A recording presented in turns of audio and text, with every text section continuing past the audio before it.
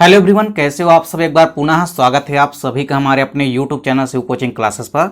आज की इस वीडियो में हम देखेंगे क्लास 12 बायोलॉजी एनसीईआरटी चैप्टर 5 हमारा चल रहा है, जिसमें आज की इस वीडियो में हम देखेंगे difference between DNA and RNA. यानी हम यहाँ पे डीएनए व आरएनए के मध्य अंतर समझने वाले हैं। और ये काफ़ी इंपॉर्टेंट क्वेश्चन है, क्योंकि अक्सर आपके एग्जाम में डीएनए व आरएनए के मध्य अंतर यानी कि डिफरेंस जो है पूछा जाता है। चलिए वीडियो को स्टार्ट करते हैं। सबसे पहले एक साइड हम देखेंगे डीएनए और दूसरी साइड है हमारा आरएनए। सबसे पहले तो आप देखेंगे कि डीएनए का जो पूरा नाम होता है वो क्या होता है, डीऑक्सीराइबोन्यूक्लिक एसिड। वहीं आरएनए की यदि हम बात करते हैं तो आरएनए का पूरा नाम क्या होता है, राइबोज न्यूक्लिक एसिड। अब बात करते हैं डीएनए व आरएनए के मध्य डिफरेंस की। सबसे पहले हम बात करते हैं डीएनए की। सबसे पहले स्टार्टिंग करते हैं इसके प्रेजेंट यानी कि उपस्थिति ये कहां पर होते हैं। यदि हम बात करते हैं डीएनए की तो डीएनए मुख्य रूप से कहां होता है, न्यूक्लियस यानी कि केंद्रक के अंदर उपस्थित होता है, तथा केंद्रक के अलावा यह कुछ कोशिकांगों के अंदर भी पाए जाते हैं मुख्य रूप से। लेकिन ओवरऑल यदि हम बात करते हैं तो डीएनए की, तो डीएनए मुख्य रूप से कहां पाया जाता है, न्यूक्लियस के अंदर यानी कि केंद्रक के अंदर। आरएनए की यदि हम बात करते हैं तो आरएनए मुख्य रूप से कहां पाया जाता है, कोशिका द्रव्य में पाया जाता है यानी कि साइटोप्लाज्म के अंदर पाया जाता है। अब बात करते हैं हम डीएनए व आरएनए के मध्य दूसरा जो डिफरेंस है वो ये है कि डीएनए का जब भी हम बात करते हैं मॉलिक्यूलर वेट की यानी कि अणुभार की, तो इसका अणुभार जो होता है वो काफी ज्यादा होता है आरएनए के मुकाबले। यानी इसका मॉलिक्यूलर वेट यानी कि अणुभार क्या होता है, अत्यधिक होता है। तो डीएनए का अणुभार हमेशा ज्यादा होता है, आपको याद रखना है। आरएनए की यदि हम बात करते हैं तो आरएनए का अणुभार जो होता है यह अपेक्षाकृत कम होता है, डीएनए की अपेक्षा क्या होता है, कम होता है। तो डीएनए की अपेक्षा आपको याद रखना है कि डीएनए की अपेक्षा जो है आरएनए का जो अणुभार होता है वो क्या होता है, कम होता है।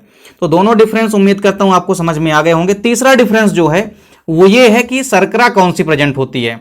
जब भी बात करेंगे हम डीएनए की तो डीएनए में आपको याद रखना है कि इसमें जैसा कि इसका पूरा नाम ही होता है डीऑक्सीराइबोन्यूक्लिक एसिड, तो इसमें कौन सी शर्करा होती है, डीऑक्सीराइबोज शर्करा होती है। कौन सी शर्करा पाई जाती है, शुगर कौन सी पाई जाती है, तो डीऑक्सीराइबोज शर्करा पाई जाती है किसके अंदर, डीएनए के अंदर। जबकि आरएनए के अंदर यदि हम बात करें तो आरएनए में कौन सी शर्करा पाई जाती है, इसमें पाई जाती है राइबोज शर्करा। फिर चौथा डिफरेंस देखिए क्या है, डीएनए जो होते हैं यदि हम इनकी क्रियाशीलता देखते हैं, एक्टिविटी देखते हैं, तो डीएनए जो होते हैं ये लंबे समय तक क्या होते हैं, क्रियाशील रहते हैं। तो डीएनए आपको याद रखना है कि काफी देर तक एक्टिव यानी कि क्रियाशील रहते हैं। आरएनए की यदि हम बात करते हैं तो आरएनए कम समय तक ही क्रियाशील रहता है, क्योंकि तुरंत यह अपना इफेक्ट दिखाएगा, उसके बाद इसकी एक्टिविटी में कमी आ जाएगी और इसकी एक्टिविटी धीरे धीरे पूर्णतः कम हो जाएगी। तो आरएनए जो होता है ये कम समय तक ही क्या होता है, क्रियाशील होता है। अगला डिफरेंस देखिए क्या है इनके मध्य।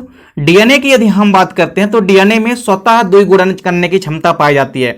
मतलब डीएनए के अंदर ऐसी क्षमता पाई जाती है कि यह स्वतः यानी कि अपने आप ही द्विगुणित संरचना बनाने की इसके अंदर क्षमता होती है। तो डीएनए में द्विगुणन की क्षमता पाई जाती है। डीएनए द्विगुणन क्या है और कैसे होता है डीएनए में द्विगुणन, इसकी वीडियो हम आपको अलग से प्रोवाइड कराएंगे। तो डीएनए में स्वतः द्विगुणन करने की क्षमता पाई जाती है, जबकि आरएनए की यदि हम बात करते हैं तो आरएनए में स्वतः द्विगुणन की क्षमता नहीं पाई जाती है। तो ये डिफरेंस है, आपको याद रखना है। डीएनए में स्वतः द्विगुणन हो जाता है, अपने आप द्विगुणन करने की क्षमता होती है। जैसे मान लीजिए कोई डीएनए का यदि कोई खंड क्या हो गया, अलग अलग हो गया।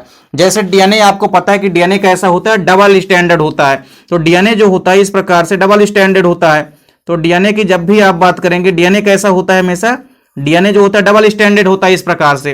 तो डीएनए के मान लीजिए यदि दोनों स्टैंड क्या हो गए हैं, आपस में अलग अलग हो गए। जैसे मान लीजिए ये एक स्टैंड अलग हो गया डीएनए का इस प्रकार से, और दूसरा स्टैंड भी क्या हो गया, दूसरा स्टैंड भी डीएनए का क्या हो गया, इस प्रकार से अलग हो गया।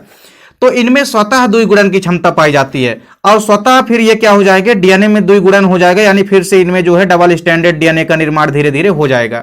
तो इस प्रकार से डीएनए के अंदर स्वतः द्विगुणन की क्षमता पाई जाती है, जबकि आरएनए के अंदर स्वतः द्विगुणन की क्षमता नहीं पाई जाती है।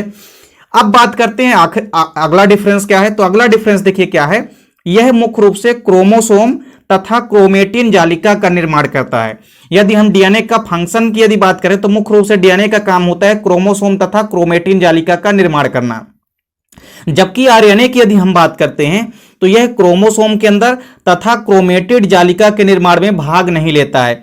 तो मतलब यह किसी भी प्रकार से ना तो गुणसूत्र और ना ही क्रोमेटिन जालिका किसी के निर्माण में भी भाग नहीं लेता है, जबकि डीएनए जो होता है क्रोमोसोम और क्रोमेटिन जालिका दोनों के निर्माण में भाग लेता है।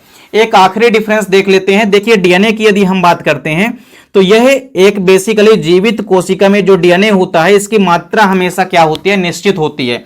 किसी भी लिविंग सेल के अंदर आप देखेंगे तो डीएनए की जो मात्रा होती है वो क्या होती है, वो हमेशा निश्चित होती है, फिक्स होती है। आरएनए की यदि हम बात करते हैं तो कोशिका में जो आरएनए की मात्रा होती है ये निश्चित नहीं होती है, यानी कि फिक्स नहीं होती है, क्योंकि सेल की जो एक्टिविटी होती है, एक्टिविटी के अकॉर्डिंग, इसकी सक्रियता के अकॉर्डिंग आरएनए की जो मात्रा होती है वो किसी भी लिविंग सेल के अंदर घटती बढ़ती रहती है। तो इसकी मात्रा फिक्स नहीं रहती है और बदलती रहती है। कोशिका के अंदर इसकी मात्रा निश्चित नहीं होती है और इसकी एक्टिविटी यानी कोशिका की सक्रियता के कारण इनकी मात्रा में कमी व अधिकता होती रहती है। तो इस प्रकार से डीएनए व आरएनए के मध्य उम्मीद करता हूं कि आपको डिफरेंस यानी कि अंतर समझ में आ गया होगा। मिलते हैं नेक्स्ट वीडियो में, तब तक के लिए जय हिंद, वंदे मातरम।